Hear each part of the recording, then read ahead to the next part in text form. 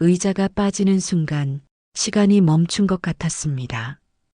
몸이 앞으로 쏠렸고 손이 허공을 휘저었습니다. 그리고 들렸습니다. 웃음. 50년을 알았다는 사람들의 웃음. 야, 아직도 이렇게 두네? 쟤 원래 저랬잖아. 그 웃음은 가벼웠지만 제 가슴은 무겁게 내려앉았습니다. 저는 넘어지지 않았습니다. 무너지지도 않았습니다. 천천히 의자를 다시 세우고 아무 일 없다는 듯 앉았습니다. 그리고 생각했습니다. 그래, 오늘 끝내자. 휴대폰을 꺼냈습니다. 정문으로 들어오세요. 그 말 한마디가 50년을 정리하는 신호가 될 줄은 그들도 몰랐고 저도 몰랐습니다. 10분 뒤 호텔 정문이 조용히 열렸습니다. 그리고 검은 차들이 한 대, 두 대, 세 대 줄지어 들어오기 시작했습니다. 고등학교 2학년 봄이었습니다. 체육대회 날 반 아이들은 단체로 사진을 찍고 있었습니다. 저는 그 뒤에서 물병을 들고 서 있었습니다. 야, 너 거기 말고 뒤로 가. 늘 그랬습니다. 저는 중심이 아니었습니다. 예쁘지도 않았고, 공부를 잘하지도 않았고, 부잣집 딸도 아니었습니다. 하지만 조용히 보는 눈은 있었습니다. 누가 진짜 친구인지, 누가 상황에 따라 웃는지, 동창의 초대 문자를 받았을 때 그 기억이 먼저 떠올랐습니다. 다들 성공했대. 이번엔 꼭 와라. 성공. 그 단어가 마음을 찔렀습니다.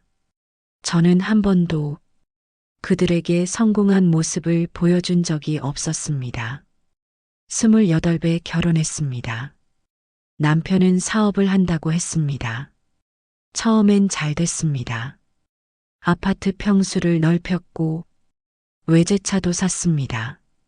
그때 동창회에 나갔더라면 아마 저는 어깨를 폈을 겁니다.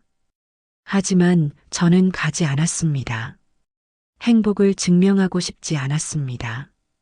문제는 그 다음이었습니다. 남편 사업이 무너졌습니다. 동업자가 돈을 들고 도망갔습니다.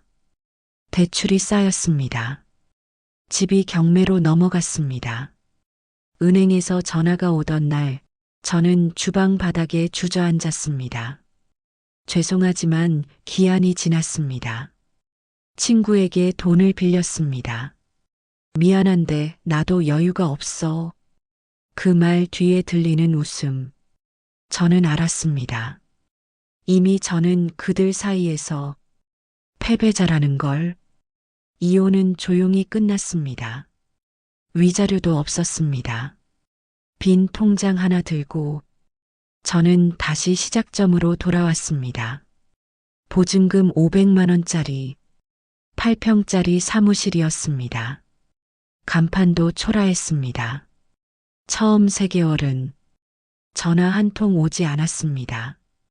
하루 종일 인터넷 매물 정리하고 전단지 돌리고 지하철역 앞에서 명함을 나눠줬습니다.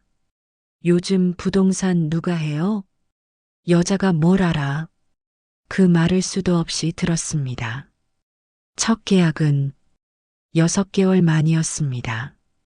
지식산업센터 소형 호실 하나, 수수료 180만 원. 그날 저는 사무실 불을 끄고 울었습니다. 이 돈이 아니라 살아있다는 느낌 때문에 울었습니다. 2년 차에 파트너를 만났습니다. 같이 키워봅시다. 우리는 잘 맞았습니다.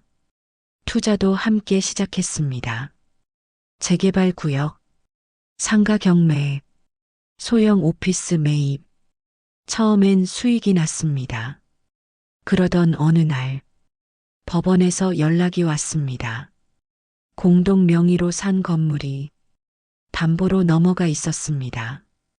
그는 이미 제 이름으로 대출을 받아 다른 사업에 쓴 뒤였습니다. 저는 또다시 빈손이 되었습니다. 그날 밤 저는 사무실 바닥에서 잠들었습니다. 하지만 이번엔 달랐습니다. 울지 않았습니다. 대신 장부를 펼쳤습니다. 그리고 하나씩 계산했습니다. 저는 남들이 두려워하는 구간을 보기 시작했습니다. 공실 많은 건물, 분양 안 되는 층, 유찰된 경매 물건. 남들은 리스크라 했지만 저는 숫자를 봤습니다. 유동인구, 교통계획, 공급 예정 물량. 3년 뒤 그 지역은 개발 발표가 났습니다. 제가 사둔 건물은 3배가 됐습니다. 그때 처음 통장에 억 단위 숫자가 찍혔습니다. 손이 떨렸습니다. 하지만 저는 동창회에 연락하지 않았습니다. 아직 아니라고 생각했습니다. 건물 매각 대금이 통장에 찍히던 날, 저는 은행 창구 앞에서 한참을 서 있었습니다. 숫자가 믿기지 않았습니다. 하지만 이상하게도 기쁨보다 두려움이 먼저 왔습니다. 이 돈을 지키지 못하면 또 무너질 수 있다는 걸 알았기 때문입니다. 저는 개인 사업자를 접고 법인을 세웠습니다. 자본금 5억, 사무실을 넓혔습니다. 직원 3명을 채용했습니다. 면접을 보던 날, 한 지원자가 말했습니다. 대표님, 저 정말 열심히 하겠습니다. 그 눈빛을 보는데 10년 전 제 모습이 겹쳤습니다. 저는 고개를 끄덕였습니다. 열심히는 기본입니다. 대신 버틸 수 있어야 합니다. 부동산은 감정이 아니라 계산이었습니다. 저는 원칙을 세웠습니다. 감으로 투자하지 않는다. 대출은 총 자산의 40% 이하. 개발 계획이 문서로 확인되지 않으면 들어가지 않는다. 3년이 지나자 직원은 15명이 되었습니다. 관리 물건은 40개를 넘었습니다. 그리고 처음으로 순자산 100억을 넘겼습니다. 그날 밤 저는 혼자 사무실 창가에 서 있었습니다. 불이 꺼진 도로를 보며 혼잣말을 했습니다. 이제 시작이야. 동창회 초대 문자는 그 즈음 도착했습니다. 50년 만에 대규모 동창회합니다. 강남 특급 호텔 연회장. 예전 같았으면 삭제했을 겁니다. 하지만 저는 화면을 오래 바라봤습니다. 이제는 도망칠 이유가 없었습니다. 그날 밤 저는 옷장을 열었습니다. 명품으로 치장할 생각은 없었습니다. 저는 과하지 않은 짙은 네이비 정장을 골랐습니다. 시계도 평소 차던 그대로 과시가 아니라 확인이었습니다. 내가 얼마나 단단해졌는지. 동창회 전날 밤 이상하게 잠이 오지 않았습니다. 과거 장면들이 스쳐 지나갔습니다. 체육대회, 급식실, 의자를 빼던 장난. 저는 침대에서 일어나 노트북을 열었습니다. 회사 재무제표를 다시 확인했습니다. 법인 3개, 임직원 42명, 보유 자산 480억. 이 숫자가 저를 대신 말해줄 거라 생각하지 않았습니다. 하지만 최소한 더 이상 부끄럽지는 않았습니다. 새벽 2시, 저는 한 통의 전화를 걸었습니다. 내일 행사에 임원들 대기하세요. 몇 대 준비할까요? 전부 짧은 대답이었습니다. 강남의 대형 호텔 로비는 조명이 낮고 화려했습니다. 크리스털 샹들리에가 천장에서 빛나고 있었습니다. 동창들은 이미 모여 있었습니다. 명품 가방, 수입차 키, 사업 이야기. 요즘 부동산 힘들지? 누군가 물었습니다. 저는 미소를 지었습니다. 괜찮아. 그때였습니다. 의자가 빠졌습니다. 몸이 쏠렸고 순간 웃음이 터졌습니다. 어머, 미안. 그 말 뒤에 담긴 의도를 저는 정확히 읽었습니다. 저는 넘어지지 않았습니다. 천천히 다시 앉았습니다. 그리고 휴대폰을 꺼냈습니다. 정문으로 들어오세요. 그 10분은 길었습니다. 누군가는 와인을 따랐고 누군가는 사진을 찍었습니다. 누구랑 통화해? 설마 연예인 불러? 저는 아무 말도 하지 않았습니다. 그리고 10분 뒤 로비가 술렁이기 시작했습니다. 검은 세단, 검은 SUV, 하이엔드 스포츠카, 차들이 줄지어 들어왔습니다. 발렛 직원이 뛰어다녔습니다. 호텔 직원들이 무전을 쳤습니다. 연회장 문이 열렸습니다. 정장을 입은 사람들이 차례로 들어왔습니다. 그리고 제 앞에 섰습니다. 회장님 모시러 왔습니다. 정적? 공기가 얼어붙었습니다. 아까 웃던 친구의 표정이 굳었습니다. 회 회장? 호텔 총지배인이 허리를 숙였습니다. 별실 준비되어 있습니다. 친구들이 저를 바라보는 눈빛이 완전히 달라졌습니다. 질투, 당황, 후회. 누군가는 급히 다가와 말했습니다. 야, 왜 말 안 했어? 저는 차분히 답했습니다. 물어본 적 없잖아. 명함이 쏟아졌습니다. 우리 아들 취업, 투자 한번 같이. 저는 하나씩 받았습니다. 그리고 말했습니다. 사업은 제안서로 보내세요. 관계로 하지 않습니다. 그 말은 그들을 위한 말이 아니라 저 자신을 위한 말이었습니다. 사회자가 식대를 언급했습니다. 오늘 총액 2,300만 원입니다. 잠시 침묵. 저는 직원에게 눈짓했습니다. 법인 카드로 처리하세요. 총지배인이 다시 허리를 숙였습니다. 감사합니다, 회장님. 아까 제 의자를 빼던 친구가 작게 말했습니다. 미안하다. 저는 고개를 저었습니다. 괜찮아. 덕분에 열심히 살았어. 그 말은 진심이었습니다. 호텔 밖 차들이 줄지어 서 있었습니다. 저는 마지막 차에 올랐습니다. 창밖에 서 있는 그들을 바라봤습니다. 저는 창문을 내렸습니다. 왕따는요, 약해서 당하는 게 아닙니다. 버틴 사람이 결국 이깁니다. 차가 출발했습니다. 호텔이 멀어졌습니다. 그리고 저는 알았습니다. 이제 정말 끝났다는 걸. 호텔을 나오기 직전 한 사람이 제 팔을 붙잡았습니다. 정미숙.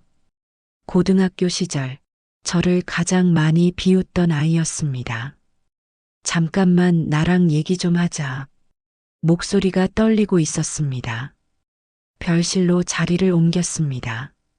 그녀는 와인잔을 내려놓으며 말했습니다. 사실 나 요즘 많이 힘들어. 저는 조용히 듣고 있었습니다. 남편 사업이 3년 전 부도났고 아들은 코인 투자로 빚을 졌고 살던 아파트는 담보로 넘어갔다고 했습니다. 다들 내가 잘 사는 줄 알아. 그래서 아무한테도 말 못했어. 그 말을 듣는 순간 이상하게 분노가 사라졌습니다. 저는 과거의 제 모습을 떠올렸습니다. 주방 바닥에 주저앉아 은행 전화를 받던 날, 그때의 저와 지금의 그녀가 겹쳤습니다. 얼마나 필요해? 그녀가 고개를 들었습니다. 뭐? 사업 계획서 가져와. 투자할지 말지 내가 판단할게. 동정은 하지 않았습니다. 감정으로 돈을 쓰지도 않았습니다. 다만 기회를 주는 것, 그것이 제가 배운 방식이었습니다. 그녀는 울었습니다. 그날 처음으로 진짜 사과를 들었습니다. 그때 미안했어. 저는 짧게 대답했습니다. 나도 그때 약했어. 회사로 돌아온 뒤 저는 인사팀 팀장을 불렀습니다. 김현우 팀장. 처음 사무실을 열었을 때 지원했던 청년입니다. 대표님, 저 진짜 열심히 하겠습니다. 그 말 하나 믿고 채용했었습니다. 그는 누구보다 성실했고 배신도 하지 않았습니다. 동창회에서 저를 향해 허리를 숙였던 임원들 중 가장 먼저 인사한 사람이 바로 그였습니다. 회장님, 자랑스럽습니다. 그 말에 저는 잠시 멈췄습니다. 자랑. 저는 누군가에게 자랑스러운 사람이 된 적이 있었을까요? 그날 밤 저는 임직원 전원에게 메시지를 보냈습니다. 이번 분기 성과급 2배 지급합니다. 성공은 혼자 올라가는 것이 아니라는 걸 이제는 알고 있었습니다. 3년이 흘렀습니다. 회사는 자산 1,050억을 넘겼습니다.